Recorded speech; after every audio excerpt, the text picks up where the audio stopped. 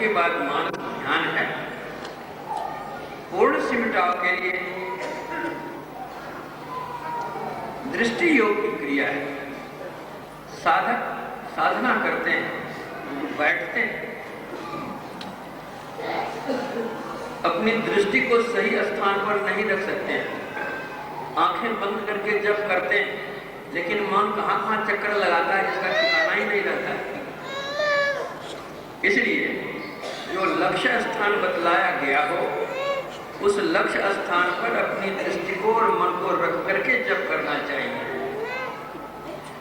जितना बड़ा वह क्षेत्र होगा, मानस ध्यान करते समय उसका क्षेत्र और घट जाएगा। भगवान कृष्ण ने कहा था उद्धव से कि पहले तुम हमारे संपूर्ण शरीर का ध्यान करो, और फिर उसको छोड़ करके केवल मेरे मुस्कान युक्त मुख का ध्यान करो, और उसको भी छोड़कर शून्य में ध्यान करो। तो जितना बड़ा क्षेत्र रहता है, मानस जप करने समय जब ठीक हम मानस ध्यान करते हैं तो 2-2.5 हाथ के अंदर में वो क्षेत्र रह जाता है। और जब हम उनके चेहरे का ध्यान करने लग जाते हैं और सही चेहरे पर अपनी दृष्टि को हम रख सकें, तो एक बित्ता पर आ जाते हैं। अब दृष्टि योग की क्रिया करने के लिए कहते हैं कि अधः ऊर्ध्व करो दाएं बाएं, पिच्छु पांचों त्यागरे, षष्ठ बीचों बीच एक निशान दृष्टि की लागे। भगवान कहते हैं कृष्ण के शून्य में ध्यान करो। शून्य ध्यान करने से क्या होता है? संत कबीर साहब कहते हैं शून्य ध्यान सबके मन माना, तुम बैठो आत्म अस्थाना। यह जो मन पाजी है, जो कोई शून्य ध्यान करता है तो वह राजी हो जाता है। यही है शून्य ध्यान। ऊपर नहीं, नीचे नहीं, दाएं नहीं, बाएं नहीं, षष्ठ बीचों बीच। नीचे के 5 चक्रों को छोड़कर छठे चक्र, उस छठे चक्र का नाम है आज्ञा चक्र। अर्थात जो कोई वहां पहुंचते हैं उनको आज्ञा मिल जाती है, पासपोर्ट मिल जाता है भारत से अमेरिका जाने का, अर्थात अंधकार से प्रकाश में जाने का, पिंड से ब्रह्मांड में जाने का पासपोर्ट मिल जाता है, आज्ञा मिल जाती है। आ जाओ।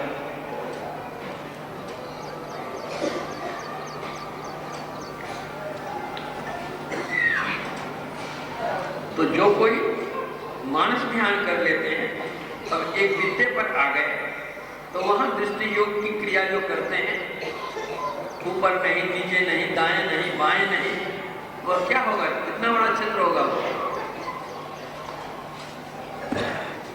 एक ब्लैक बोर्ड है, उस ब्लैक बोर्ड को देखिए, लेकिन ऊपर नहीं देखिए, नीचे नहीं देखिए। तो ब्लैक बोर्ड को बीचों बीच बड़ी रेखा से काट दीजिए आप। ऊपर नहीं देखना है, नीचे नहीं देखना है, अब दाएं भी नहीं देखना है, बाएं भी नहीं देखना है, तो खड़ी रेखा से बीचों बीच काट दीजिए। कितना बड़ा स्थान होगा वो? एक रेखा दूसरी रेखा को जहां काटती है वहां बिंदु होता है। 2 रेखाओं का मिलन एक बिंदु पर होता है। जो अपनी दृष्टि की दोनों धाराओं को मिलाकर एक कर पाते हैं, तो वहां बिंदु उत्पन्न होता है। और वह कैसा बिंदु उत्पन्न होता है? तेजो बिंदु परम ध्यानम विश्वास मिलने संस्कृत, वह तेज बिंदु मिलता है, प्रकाश में बिंदु मिलता है। प्रकाश में बिंदु क्यों होगा? दूसरे रंग का बिंदु क्यों नहीं होगा?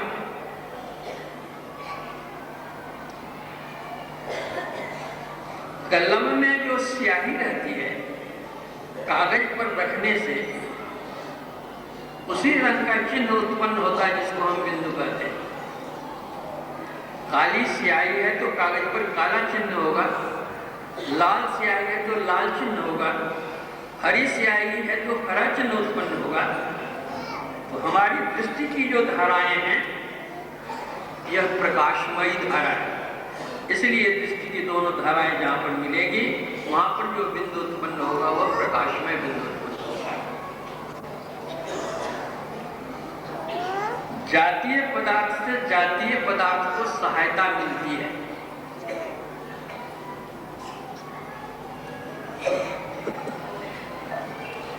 पानी तरल है, मिट्टी स्थूल है।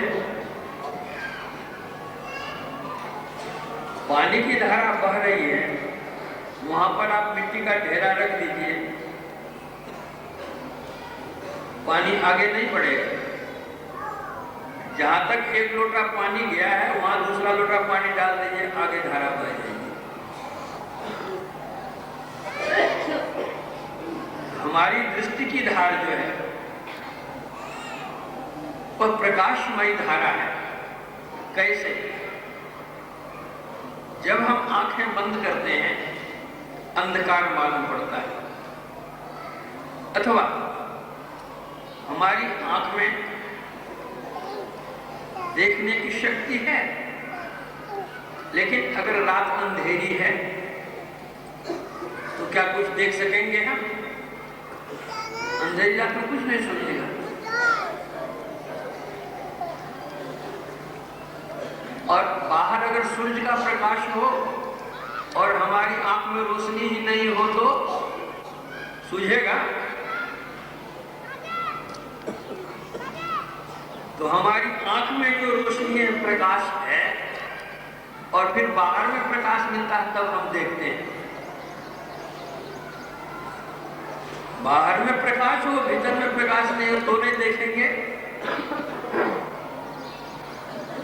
आंख में रोशनी है, बाहर में रोशनी है तो हम काम कर लेते हैं, फिर सूझने लग जाता है, फिर जाते से जाते संबंध मिल जाता है। तो हमारी दृष्टि की धाराएं जो हैं वो प्रकाशमयी है। हम लोग रेखा गणित में पढ़ते हैं कि कल्पना किया कि अवस्वयिक त्रिभुज है, हमारे सामने में त्रिभुज है, लेकिन हम कहते हैं कल्पना किया कि अवस्वयिक त्रिभुज है। कल्पना क्यों? जब प्रत्यक्ष है फिर कल्पना क्यों? इसके साथ क्या तथ्य है? वास्तविक बात यह है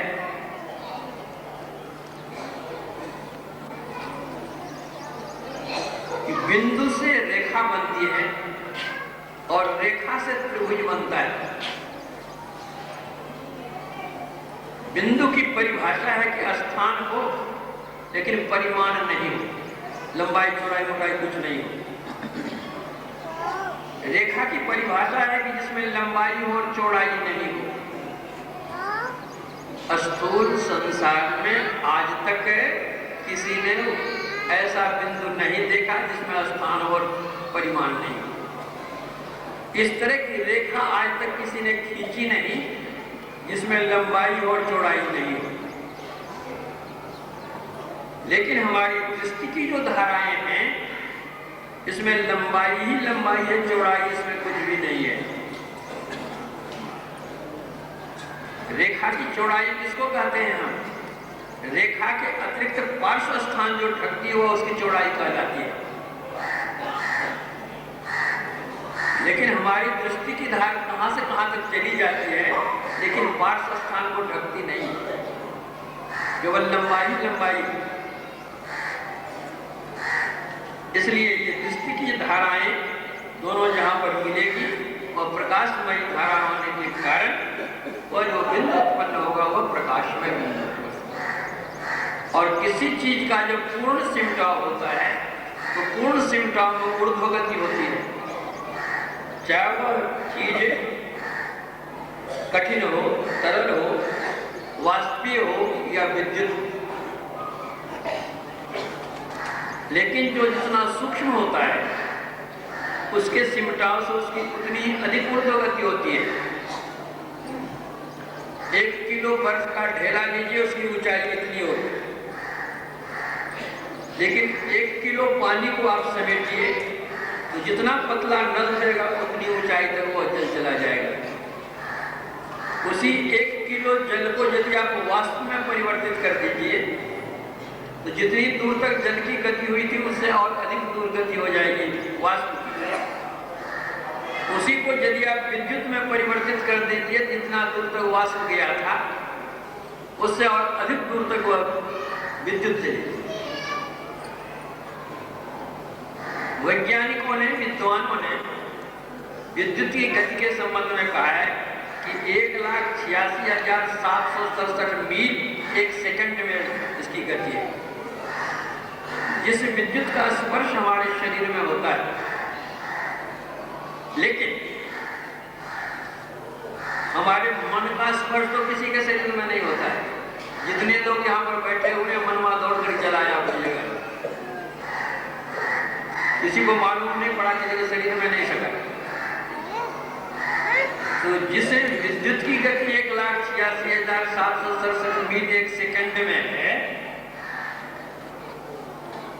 और जिस मन का स्पर्श कहीं होता नहीं है, उस मनु महाराज का अगर समेट किया जाए तो इसकी गति कितनी हो जाएगी एक सेकंड में?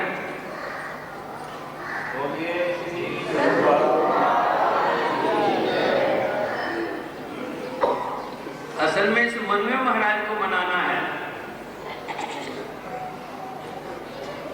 रामकृष्ण परमहंस जी महाराज ने कहा कि जिस कुएं के जल से भूत उतारना हो, यदि उस जल में भूत का वासा हो तो भूत उतरे कैसे? उसी तरह जिस मन से भगवत भजन करना हो, वह मन ही अगर विषय में रमन करता हो तो भगवत भजन कौन करे?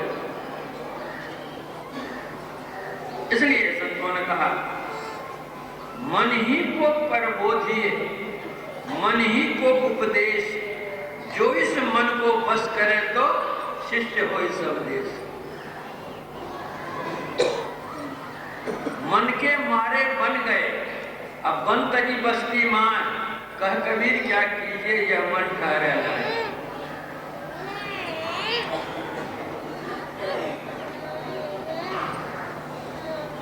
किसी ने कहा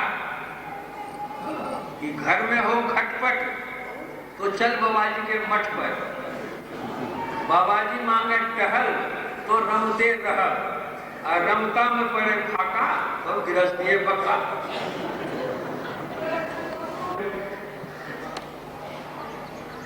जह जह मन भग जाए ताहि तह तह से तत्क्षण फेर फेर दे आय लगाइए ध्येय में आपन।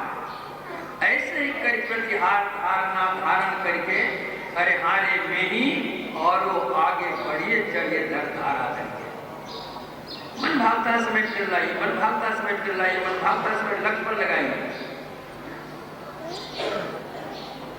इसलिए जो हम लोग साधना करते हैं अष्टांग योग में बतलाया गया यम नियम आसन प्राणायाम प्रत्याहार धारणा ध्यान समाधि।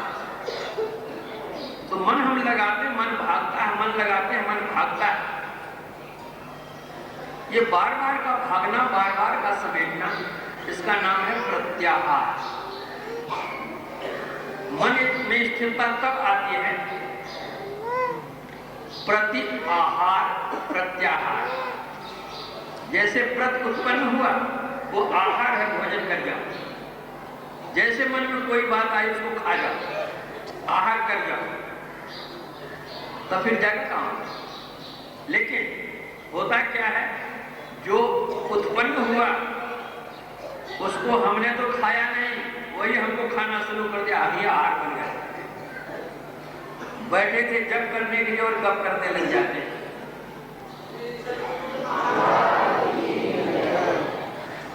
तो जैसे प्रत्याहार होता, जैसे मन भागे समेट, मन का क्या कहना।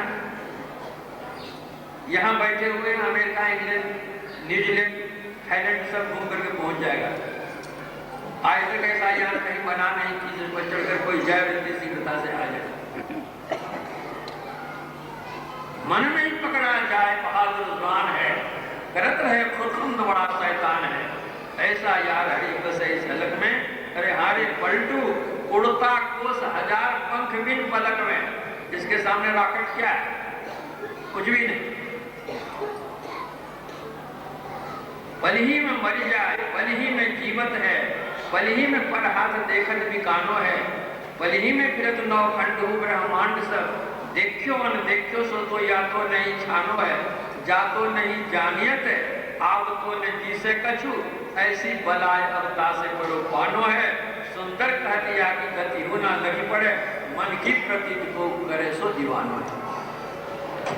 संत कबीर साहब कहते हैं मन को थकत थकत थकी जाई, कितनी दृढ़ता उनके मन में है। हम लोग थक जाते हैं, लेकिन संत कहते हैं कि मन को थकाओ, मन थकेगा। गुरु महाराज कहते थे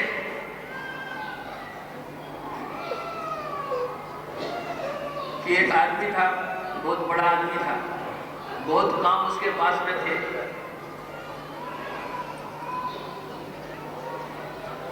संयोग से एक साधु उनके यहाँ पहुंच गए।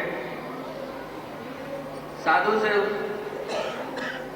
धनी ने कहा कि महाराज क्या करें, आप पूजा ध्यान की बात कहते हैं, उनको तो काम से ही फुर्सत नहीं है, इतने काम हमारे पास में है, इतने मजदूर और सब काम कर रहे हैं, लेकिन फिर भी काम समाप्त होता नहीं है।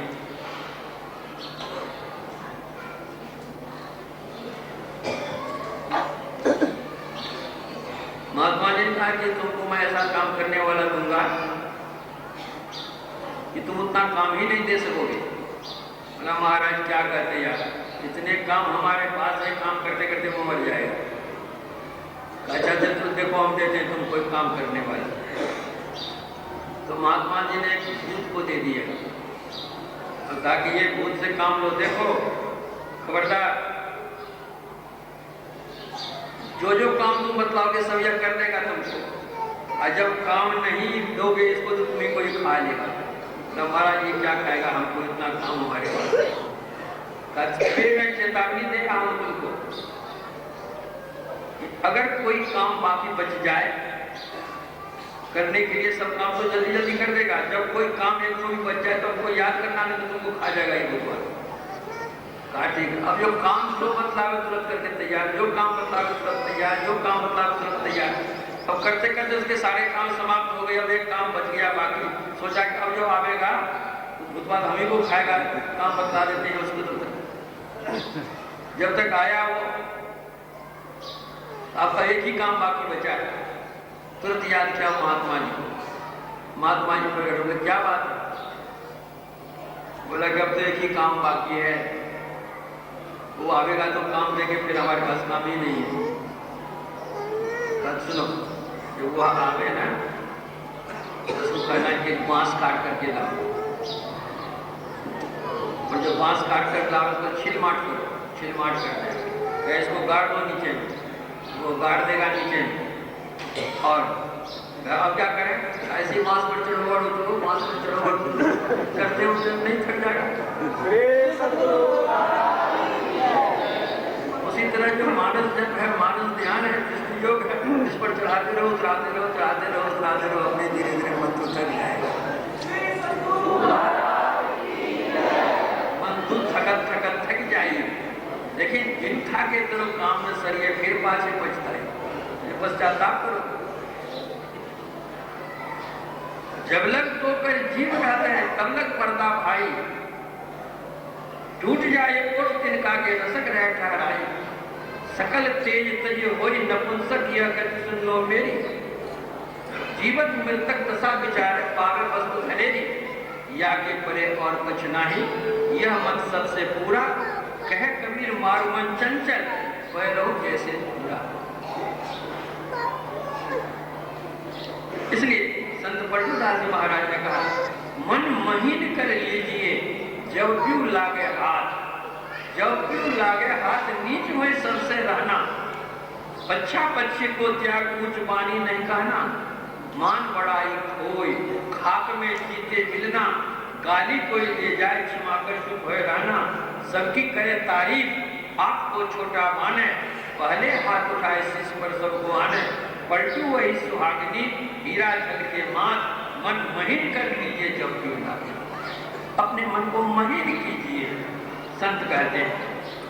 ये मन तो महीन है नहीं, अरे मन कहाँ महीन है, मन तो कबीर साहब ने कि भक्ति द्वारा सांकड़ा राई दस में भाव, मन एकाग्र हो रहा कैसे हो समा।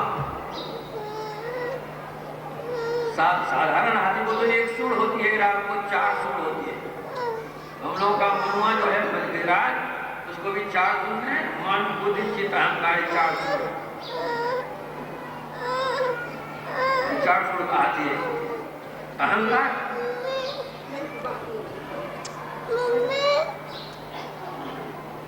कबीर साहब ने कहा कि रोड़ा होए रहू बाटका तजी आपा अभिमान। बाट का रोड़ा बनकर के रहो, पत्थर ईटा टुकड़ा, रोड़ा होए रहू बाट का तजी आपा अभिमान। काम क्रोध तृष्णा तजे ताज मिले भगवान।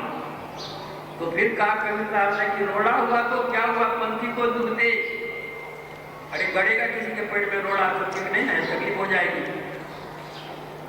तो कहा कि रोड़ा बनना ठीक नहीं है तो क्या, अब तो ऐसा होए रहो जो पांव तले की खेत धूल होती है, मुलायम होती है, ताकि धूल बन जा, चलने में लोगों को तकलीफ नहीं होगी। फिर कहा कि धूल बनना भी ठीक नहीं है जी, धूल हुआ तो क्या हुआ, पंथी को दूध दे। कबो पूरी आँखिन पड़े तो पीड़ घरेरी हो, हवा में कहीं किसी का आंख में चले जाओगे तो फिर तकलीफ होगी इसकी। तो धूल भी बनना ठीक नहीं है। तो कहा तब क्या, अब तो ऐसा हो रहे जैसे नीर निपंग, पानी बन करके रह जाओ, उड़ने का प्रश्न ही नहीं, आंख में जाने का प्रश्न ही नहीं है। तो फिर कहा कि पानी भी ठीक नहीं है। अरे पानी हुआ तो क्या हुआ, ताता सीरा हो, कभी गर्म हो जाओगे कभी नरम हो जाएगा, वो भी ठीक नहीं है। तब कहा अब तो ऐसा निर्मल हो गए। तो फिर कहा कि निर्मल भी ठीक नहीं है। निर्मल हुआ तो क्या हुआ, निर्मल मांगे ठौर, मन निर्मल से परे है सज्जन कोई और। मन निर्मल से परे, यह कैसे हो, मन ही में आता है। जितने विकार उत्पन्न होते हैं मन से ही विकार उत्पन्न होते हैं।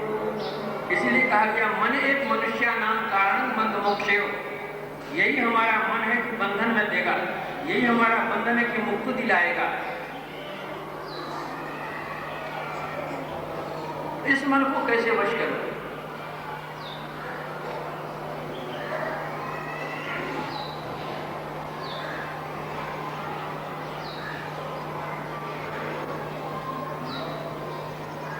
सिकंदर बादशाह था, उसके अस्तबल में बहुत से घोड़े थे। उन घोड़ों में एक घोड़ा ऐसा था, खूब तगड़ा था, मजबूत था, लेकिन वो ऐसा घोड़ा था कि उस घोड़े पर कोई चढ़ ही नहीं सकता था। जो कोई चढ़ता था तो वह उछाल देता था, गिर जाता था, चोट लगती थी, फिर दोबारा उस घोड़े पर कोई चढ़ता नहीं। एक दिन सिकंदर निकला टहलने के लिए, अस्तबल होकर के चला तो देखा कि घोड़ा बहुत तगड़ा सुंदर है। पूछा, साइस इस घोड़े पर कौन चढ़ता है? साइस ने इस घोड़े पर कोई नहीं चढ़ता है। सिकंदर ने पूछा क्यों नहीं चढ़ता है? इसलिए नहीं चढ़ता है कि जो कोई चढ़ता है इस पर उछाल देता है, गिर जाता है, चोट लगती है, फिर दूसरी बार उस पर चढ़ता कोई नहीं। सिकंदर बड़ा कुशल होशियार पारखी था। उसने घोड़े को देखा भाई, उसकी समझ में आ गई कि घोड़ा अपनी छाया देख करके भड़कता है। तो कहा कि सवेरे इस घोड़ा को कस करके मेरे सामने लाओ, मैं चढ़ूंगा, कोई नहीं चढ़ता है। घोड़ा कस करके लाया, सवेरे पूरा मुंह घोड़ा को खड़ा कर दिया, छाया चली गई पश्चिम की ओर, उस घोड़े पर चढ़ गया सिकंदर और पूरब की ओर दौड़ाता गया। कभी घोड़ा दौड़ा तो नहीं था, अस्तबल में दाना खाता था, पलता था। चलाते चलाते जब घोड़ा थक गया, दोपहर हो गया, घोड़ा को बांध दिया, आपने भी आराम किया, खाया पिया घोड़ा भी। फिर जब सूरज पूरब से पश्चिम की ओर गया तो फिर घोड़े को पश्चिम मुख करके फिर दौड़ाना शुरू किया। चलते चलते अपना घर पहुंच गया। घोड़ा कभी उछला नहीं, कूदा नहीं। यह तो एक कहानी है, लेकिन इनके साथ वास्तविकता क्या है? सिकंदर का घोड़ा छाया देख करके भड़कता था और हम लोगों का मन रूपी घोड़ा ये माया देख करके भड़कता है।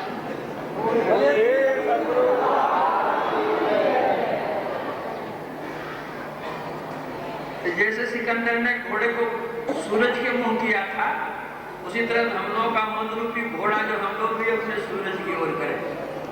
कौन सूरज? अरे बाहर का घोड़ा था तो बाहर का सूरज की तरफ किया था। हम लोगों का घोड़ा तो भीतर में जो सूरज है उस तरफ कीजिए। कभी सावन का यही घट चंदा, यही घट सूर, यही घट बाजे अनहद दूर, यही घट बाजे तबल निशान पहिरा सब सुने नहीं का। अपने अंदर में सूरज। हमारे गुरुदेव के वचन में आया है, जा सन्मुख या सूर्य अमित अंधार है, ऐसा सूर्य महान चंद हद पार है। जो कोई दृष्टि योग की क्रिया करते हैं, आज्ञा चक्र से आगे बढ़ते हैं, सहस्त्र कमल में जाते हैं, चंद्र दर्शन होते हैं और उसके आगे बढ़ते हैं, त्रिकुटी में पहुंचते हैं, वहां सूरज दर्शन। त्रिकुटी सूरज ब्रह्म दर्श का सुरत शब्द रलवी। मन वश में होता है। जब ते राम प्रताप खगेशा, उदित भजवती प्रबल दिनेशा, पूरी प्रकाश रहो तीर्थों का, बहुतन सुख बहुतन मन सुख। जिन्हें शोक ते कहो बखानी, प्रथम अविद्या निशान सानी, अगुनु जहतान उतारे, काम क्रोध के रखो। विविध कर्म गुण काल स्वभाव, ये चकोर सुख लहे निकाओ, मत्सर मान वो मद चोरा, इनकर हुनर में कर दिया। धर्म तड़ा ज्ञान विज्ञान, ये पंकज लिख से विधिनाना।